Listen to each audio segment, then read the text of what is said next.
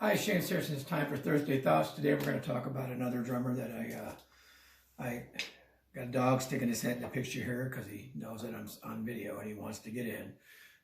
Bill Ward is a drummer for the day, the drummer for Black Sabbath.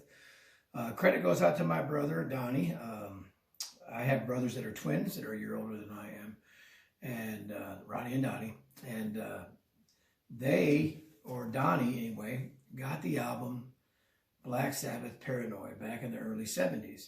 I know the album came out in 70, but I don't remember hearing it then. It was a few years later, or a couple years later anyway. And anyway, everybody at the time was big on the tune Iron Man, which is a cool tune and stuff like that, and the tune Paranoid. But the tune that really got my attention and made me really listen closely to the drumming was War Pigs, and the stuff that Bill Ward played on there. It was just tremendous in my opinion.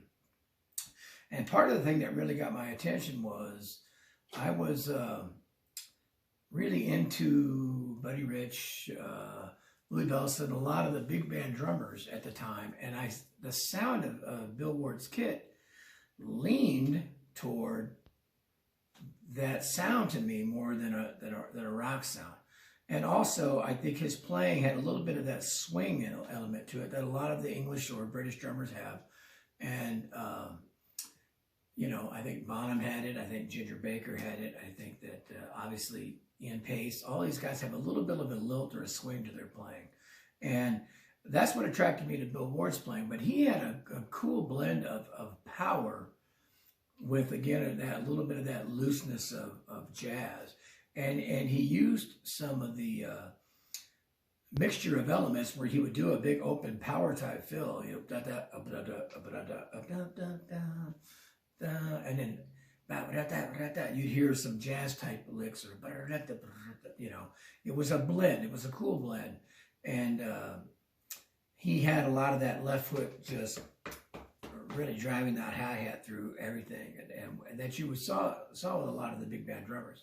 I haven't read a lot about him, but I would be surprised if he wasn't totally influenced by the big band drummers, because I think that when you look at that era of drummers, when they were young, they had to be influenced by the jazz greats of that time.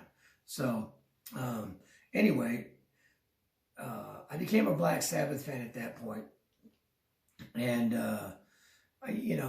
a couple of albums, I think I went back and listened to the first one after that, and whatnot. But again, that if I had to pick one Black Sabbath tune that to me is the pinnacle of I don't want to say the pinnacle of the band, because they did many, many great things, but the cornerstone for me of what got me into drumming, or following the drumming of Bill Ward, then it's definitely War Pigs. And it had it all as far as I'm concerned. It had rock-oriented things. It had that little bit of a swing to it. It had the great drum fills and whatnot. And to this day, I can listen to that and really be, turned on by it. I just really like it. So I saw a thing of all things. I think it popped up maybe yesterday or something on Google or something, that Bill Ward doesn't think he could tour with Black Sabbath right now because he doesn't have the chops anymore. I don't know if that's true or not. I would probably say at 70 plus years old, he may just not want to tour, period. But I bet you the guy can still will, because he certainly did back in that era. And like I said, enough that it caught my attention. So the drummer of the day, I'm going to try to keep this short and sweet.